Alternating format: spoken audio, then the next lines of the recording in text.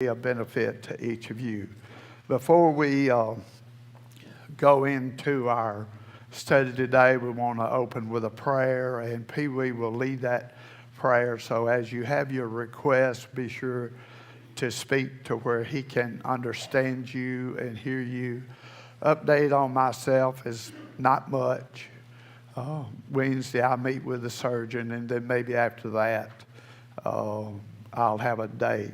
So maybe my birthday date this month will be the day they do the surgery. So, but it's hurry up, wait thing. Everybody knows that. So, but that's my update. Many of you may know that we have both Susan and I have asked for prayers on behalf of Rebecca Hawthorne. Well, she passed away Saturday morning about 10:30. So continue to remember her husband Mike, her children Trevor and Madeline, and of course her parents and her brother and sister and the distance of those. So want to remember them in this loss for Rebecca. Somebody, I think, asked Susan, how far do y'all go back? And Susan told him, says, well, Rebecca and I go back before Rebecca and I were born, because Judy and I were friends with Danny and Sheila. So remember that family. Who else do we need to remember in our prayers this morning? Yes.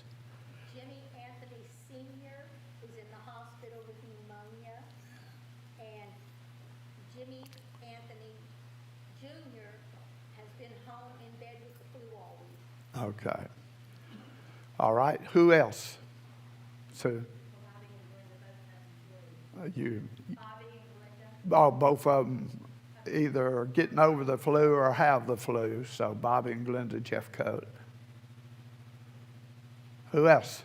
Taylor has someone in their congregation that they worship with in Kentucky, and it's a little girl. She's 3 and she's suffering with cancer, and they think it's going to be like stage 4. Her name's Elsie. Yeah. Lift them up in prayer. You speak in the same tone as Susan does, so I could. But yeah. It's a little girl with cancer, and Taylor, where Taylor worships. Okay. Yeah. I'm sorry. I hear I can hear a whole bunch of stuff, but I can't hear anything. So I thank you for your patience. Anyone else? Debbie's brother-in-law that we prayed for last week passed away, so there's going to be some travel and arrangements. Okay. Prayers for the family. Who else? Remember, let's keep Betty Dickerson in our prayers too as we go on, as we speak with God in that opportunity. So never, and we've got a long list in our bulletin, and you'll probably hear some others mentioned from the pulpit, later on today. Our prayer list is long. But we have a God that can handle any situation at any time, and he just wants to hear from us. Anyone else? Okay, Pee Wee. Oh. Tell him, because I can't. Okay.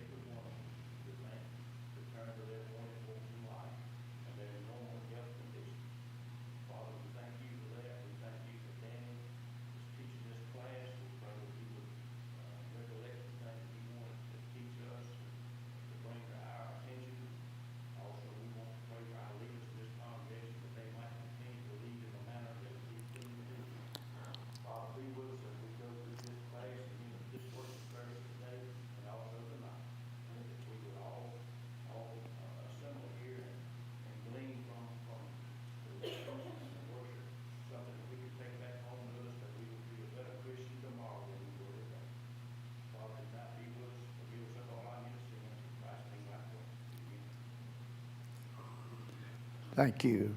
All right, communicating. We talked last week about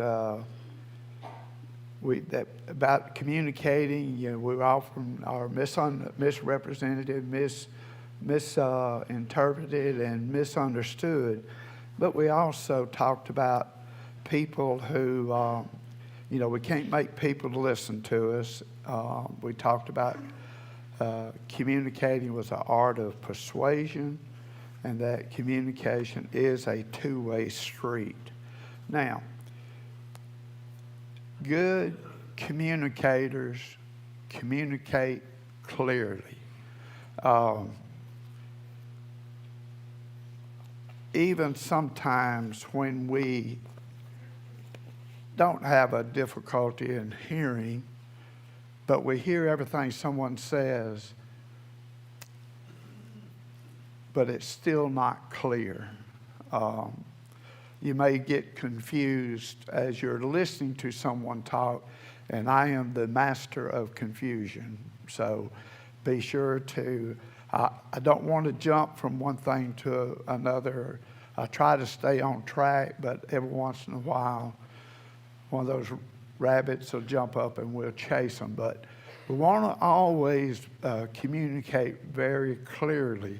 So why would I want to communicate clearly what I'm trying to express to you this morning? Why is it important for there to be clarity in what I talk about? No misunderstanding. You know, so if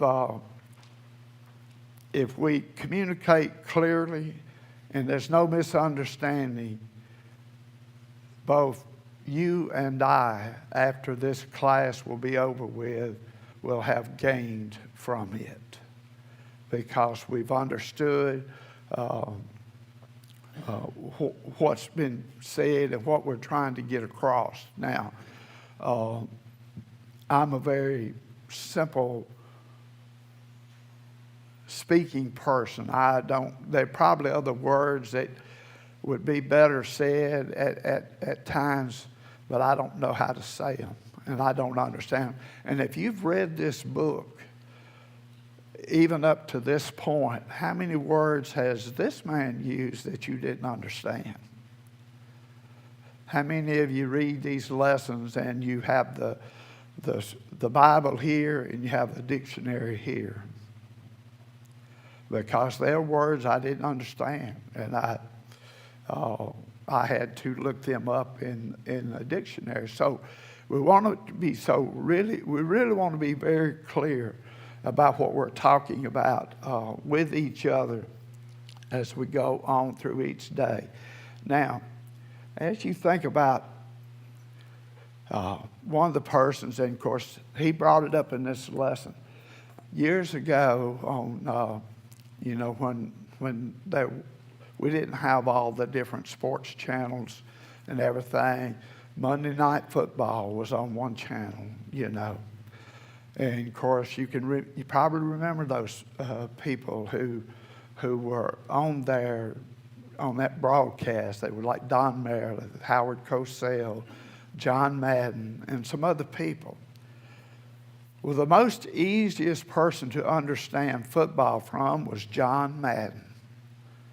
Now, he didn't speak with excellence of speech, but the man knew what he was talking about, and he could explain what happened on a play in that game that night, that if you didn't know a thing about football other than it was oblong, you would have understood what he said when he finished.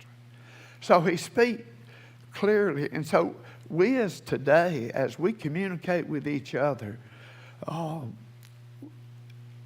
the clearer we are in the words that we use, the better of understanding of people who are listening.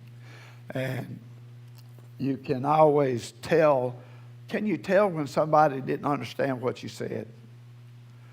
They got this blank look on their face.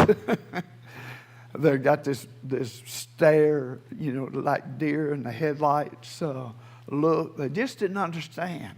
So we want to be very clear in the things that we say. And he says the best communicators don't sound the smartest. They just communicate clearly. They say things that those they lead can understand.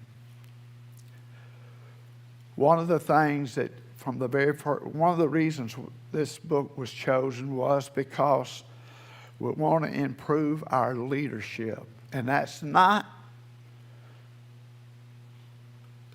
Jimmy and Bubba. That's not Michael and Mark. That's you. Because this is to encourage you to become a better leader. Because we're leading someone each and every day of our lives. Someone somewhere is watching us, and you know that because somewhere at some times you watch somebody. So where we were the follower, we're now the leaders.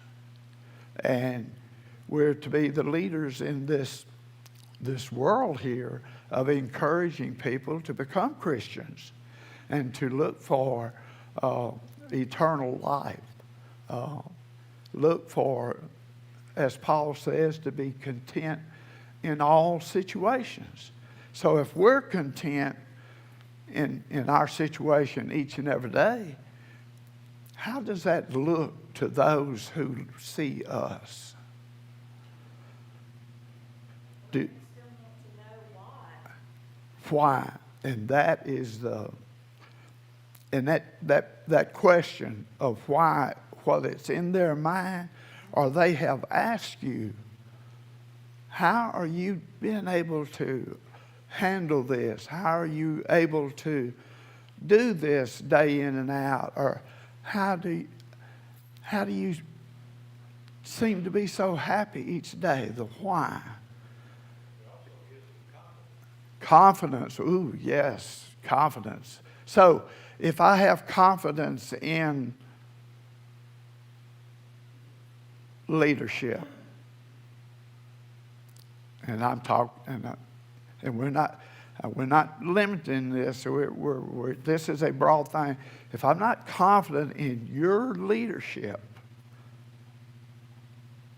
and you are leaders, then how much effect on my life is it going to be if I have no confidence in you? But I do have confidence in you. That's why I'm here today. That's why I'm standing before you today. I have confidence that you're going to improve yourself. You want to improve your leadership ability because there are many, many souls out there that we have to reach. Can we reach them all? No. Can we reach one? Yes. What was the old story of the young man on the beach and throwing the starfish back into the ocean, and the beach was just covered with them, and the comment was made, "You can't save them all." He said, "No, but I was important to that one I just threw back." The person that you meet each and every day, that person is important to you. It's an important part of their life for you to be the Christian that you are and to be that leadership in your communicating of life as you go on through each and every day. Great leaders communicate consistently. Have you ever had an announcement made and it was like once it was said and now it's done?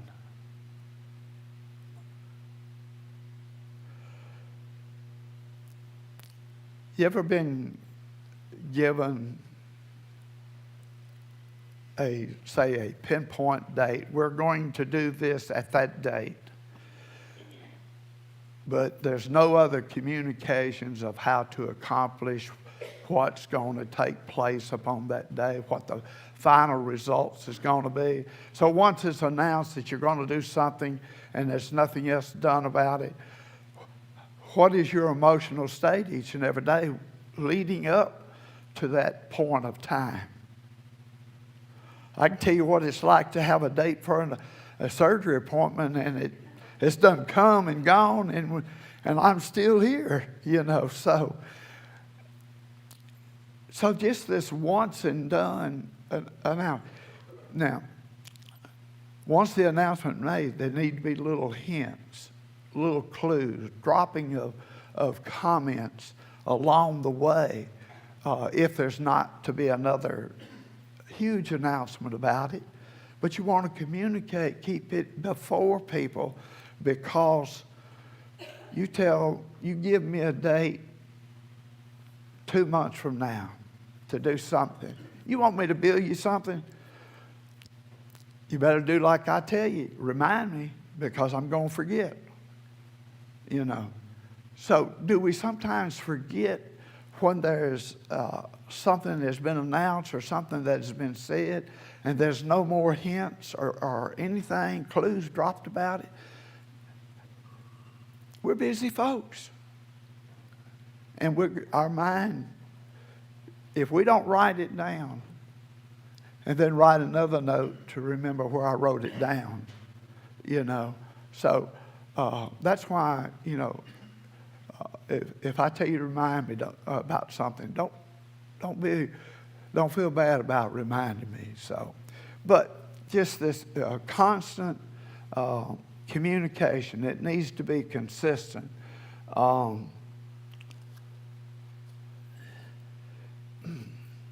What was the and I don't know whether teachers do this now, but way back last century when I went to school, it is when they wrote it on the blackboard, where was it going to be? It's going to be on the test. When you're reading through scriptures, and especially Jesus used this phrase quite a bit, depending on what translation you have, it will either say, truly, truly, or verily, verily. What is he trying to tell you? He's fixing to tell you something that's really important. So there's emphasis on those things of communication that to make it clear, double emphasis on, it's going to be on the test. What is written here, this is what we will be judged by, the words right here. And so when you read it and you study it and it says it, guess what? It's going to be on the judgment day. It's going to be there. So we need to pay attention, and we need to read and study and to make it just as clear to ourselves as we can, and then be able to live both as an example before others, but also to be able to convey that message to others in such a clear fashion that they be no misunderstanding. One of the worst things that we sing, don't we sing a song that says, "You never mentioned him to me"?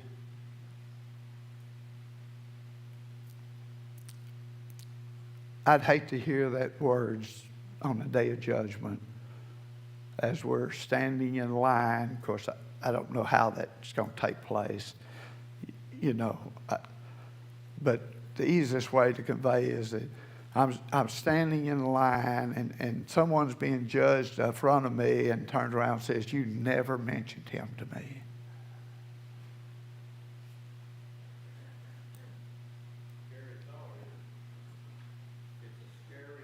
It's a scary thought. So the opportunities are out there for us.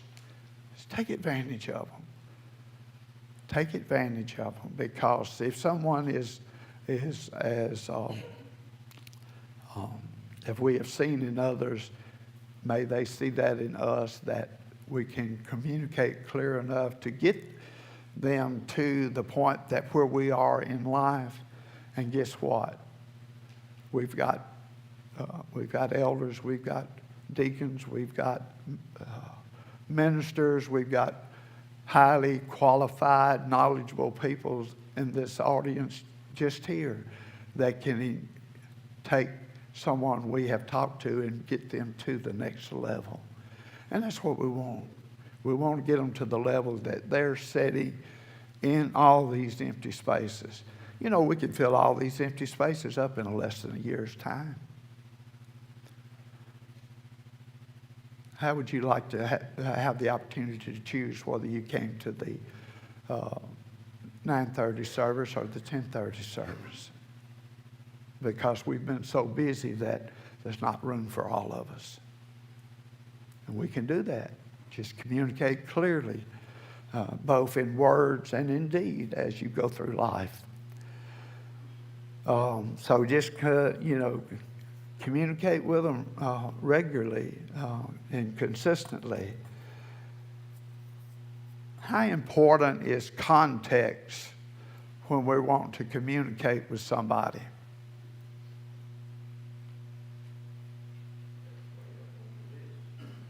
I hear some. It's high on the list. If you don't, well, first thing, if the one doing the talking is not full knowledge of what they are trying to express, then the context get lost. But to who you're talking to, you've got to know how much they know about the context of the information in your message.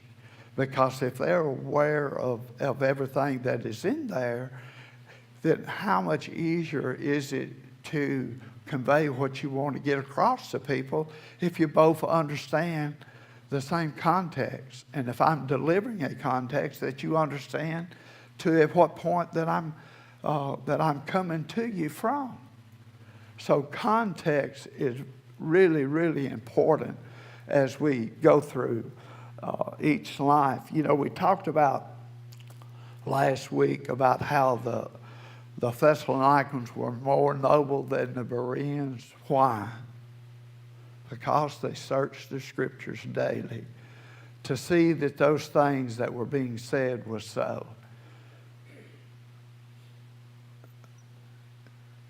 In your mind, no hand raised, do you check the context of what is being said within these walls, both in class and from the pulpit daily? If you're not, you're doing any teacher a disservice. You're doing Michael or Mark a disservice because you're not checking the context and the content of their message. Now we have faith in them. Great. But your personal responsibility is to check context. And so we want to be able to check out context as we go on through life, because as you read Scripture, you gain knowledge. You read it and you learn from it each and every day. Quite often it is referred to as the living Word.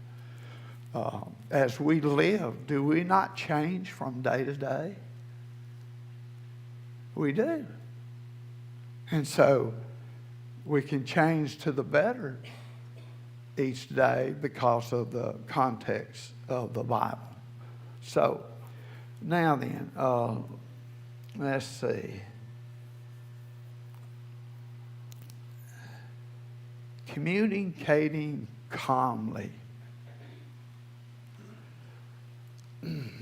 You ever tried to have a discussion when one or both people are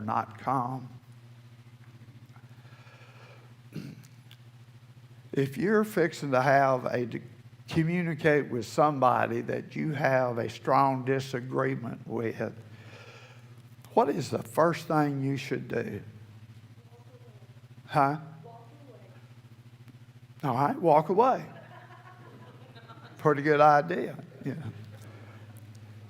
What else? Name me something else you should do before you're fixing to have a heated, and you know it's going to be a heated conversation with somebody. Take a breath. All right, give me another one. There's some more. Prayer. Check your tone of voice and body language. Tone of voice and body language.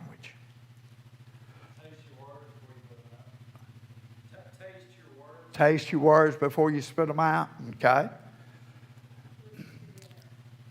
Huh? Listen. Okay. Put down the hammer. And we'll tell you one, and there's probably other things. But one of the things that I learned in dealing with people, and you're fixing to have a kind of a heated discussion, sit down.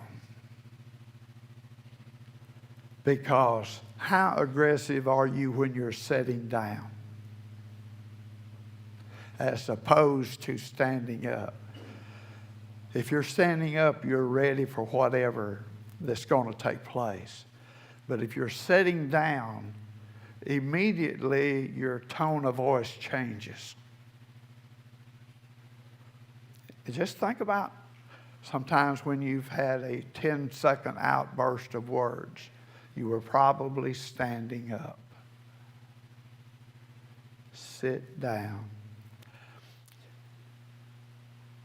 You do all this, take a deep breath, lower your voice, walk away, but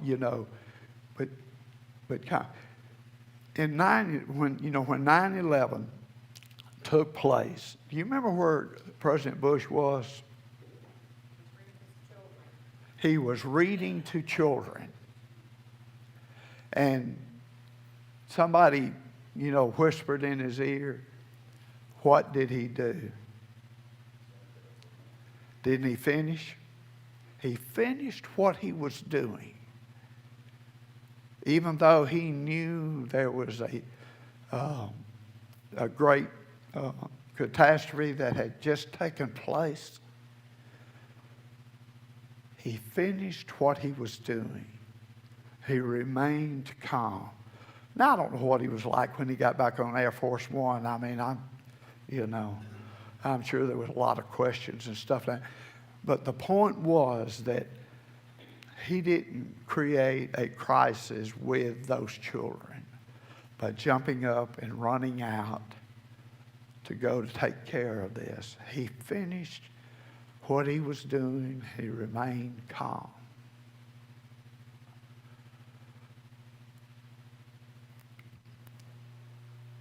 So we want to remain calm whenever we are faced with a crisis.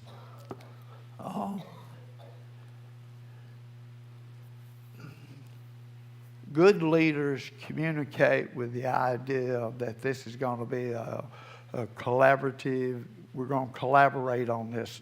I couldn't speak that long word that was in there, so I'm having to twist it around a little bit.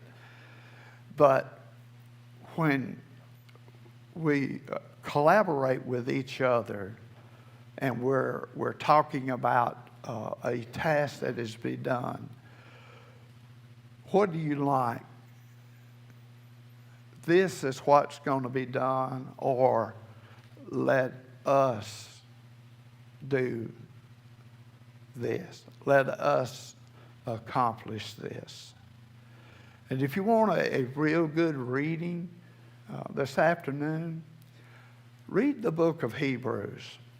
In there, the word "let us," they appear like 13 times. But the words "we" and "us" in that 12, 13 chapters is mentioned 81 times. So it is an effort for us all to be involved in what is being written and expressed there in Hebrews.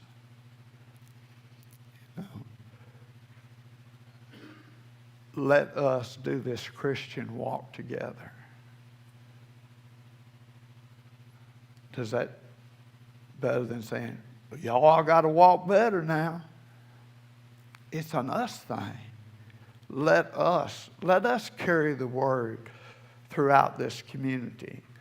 Let us do good deeds to those who don't even deserve it sometimes. Let us help our neighbors.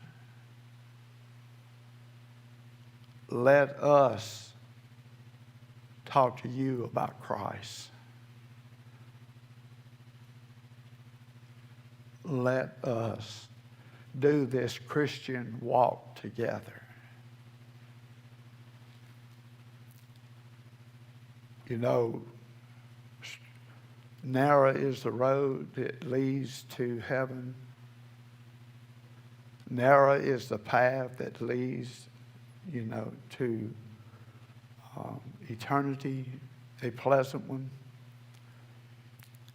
Let us crowd that narrow road with each other and others to go to heaven as well. So let's make this a collective, collaborative effort to be a Christian, to live a Christian, and to express it to others of why this Christian walk is such a beautiful life. I had mentioned this a little bit earlier, but it says, teach me or tell me and I forget. Teach me and I'll remember. But involve me and I will learn. Back during Vacation Bible School, when we were building, the framework to put up our display or whatever you have, our backdrop. Thank you. And I was outside. I had everything cut. We were putting it together, and the Roper boys were out there with me. They couldn't hardly hold a drill, but they said, I want to do that. So I handed them a drill. But they still had to be guided a little bit. But guess what? Now they know what it's like to have a cordless drill in their hand, and being able to put something together. They could have remembered by just looking, but they learned. We can learn how to be individual disciples of Christ, bringing others to there because of how practice, involvement, and you learn. And so then when you are in that mode of expression of your life, they learn from you. Then they know. And then you won't hear, you never mentioned him to me. Let's mention him, Christ, a lot as we go on through life.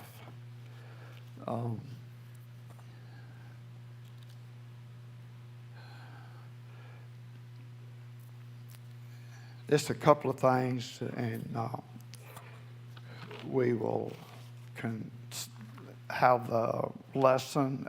Let's see.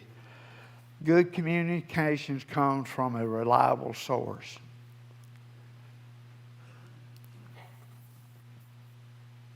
When you think about scriptures themselves, 2 Timothy 3, 16 and 17 is a good one. It says, all scripture is given by inspiration of God and is profitable for doctrine, for reproof, for correction, for instruction in righteousness, that the man of God may be completely, thoroughly equipped for every good work. Now, reliable source. And there it is. You know that we have the Bible, and it's God-breathed. God is speaking to us. He spoke it to the writers. When we read it today, He's speaking to us. And we learn from that it, it's informative, it's doctrine. That's what should be the guide of our life. It's critical because it reproves. It kind of corrects our thinking, corrects our way of life. We get our mind going in the proper direction. What's going to happen to the rest of us? It'll follow right along. It is reformative because it will correct your life.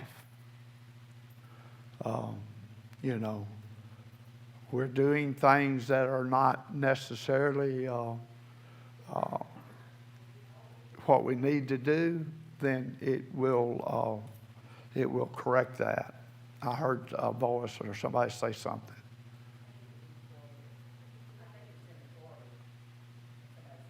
Oh, okay. So I told you I hear everything, but just not. And instructions in righteousness.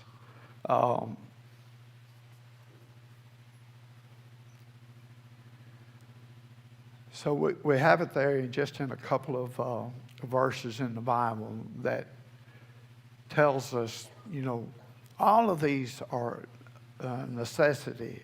All of these are important. There is no lesser one than the other as we read through scriptures there. So good communication has an ultimate goal. What is our ultimate goal in communicating with each other?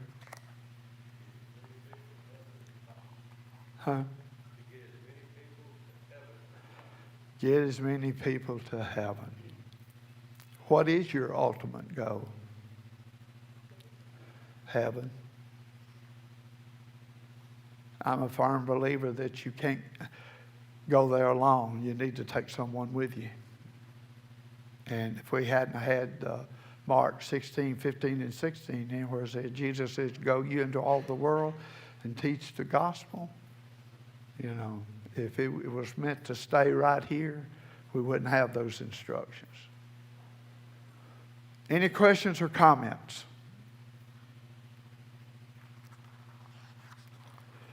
We will be dealing with conflict next week. Thank y'all. I love you.